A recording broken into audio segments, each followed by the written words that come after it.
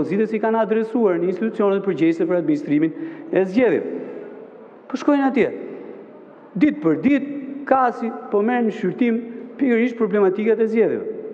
Atëherë na lini kohë të paktën këtu në Kuvendin e Republikës së Shqipërisë, flasim për probleme që janë probleme madhore, e që kanë të bëjnë drejt për drejt me procese jetësore, siç është edhe ushqimi apo ndotja e ambientit.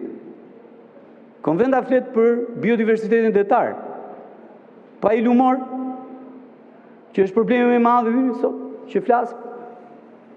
Vërtet ne i kemi dhënë prioritet Vjosës, po brenda territorit tonë. Do ta mbrojmë Vjosën edhe jashtë territorit tonë. Se jashtë territorit tonë kanë projekte të tjera për Vjosën. Nuk kanë ndërmend ta mbrojnë si lumin e fundit të egër të Europës. Po edhe lumen që kemi brenda vendit, po patjetër që janë problem shumë i madh. Burimet ujore do jenë sfida e radhës që vjen pikërisht me ndryshimet klimatike. Dhe sa kohë që ndodh kjo gjëja, patjetër që duhet i kushtojmë vëmendjen e duhur atyre burimeve pa të cilat çka kuptimi ka politika, sa rita kuptoj. Tjetosh në temperatura 40-50 gradë. Dhe mos ndërmarrësh absolutisht asnjë lloj gjëje lidhur pikërisht me këtë fenomen. Tjetosh me ushqim të kufizuar apo me ushqim me çmime në rritje. Tjetosh me burime ujore të infektuara apo të ndodhura. Çfarë duhemi ne pas? Çfarë duhemi ne? Që duhet merret parlamenti? Për çfarë duhen zgjedhjet tjerë në fund fare? Për çfarë duhen zgjedhjet kur ti s'ke element të domosdoshëm mjetësor? Për çfarë do i flasim ne njerëzve? Çfarë do i flasim ne njerëzve? Unë mendoj më mirë për Bletën se sa për portin e Durrësit.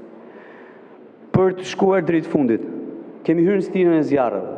Unë do doja vëmendjen e qeverisë për të zbatuar ligjet në fuqi, një pjesë janë miratuar këtu, Kuvendi i Republikës së Shqipërisë për të ndaluar djegjen e tokave me zjarr, sepse nëse nuk duam që ky vend të kthehet gjatë gjithë kësaj vere në tokën e zjarreve, duhet mendojmë tani. Dhe duhet vendosim në rregull pikërisht në këtë proces tani. Dhe e fundit që dua të them, shikoni, mund të themi çfarë do lloj gjëje për zgjedhje. Unë dy gjëra dua të them. Nëse ka zgjedhje të vjedhura, po të vjedhura nga aja ke zhëja,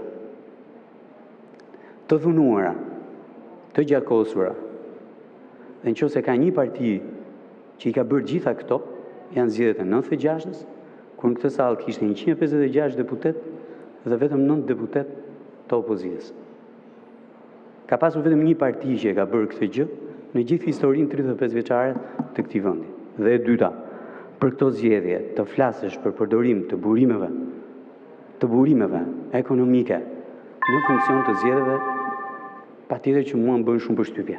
Mjafton të shikosh se si plani i tatimeve dhe taksave është i kaluar me disa përqind, pra njerëzve ju janë grumbulluar parat, ndërkohë që plani i investimeve është realizuar në shifra minimale.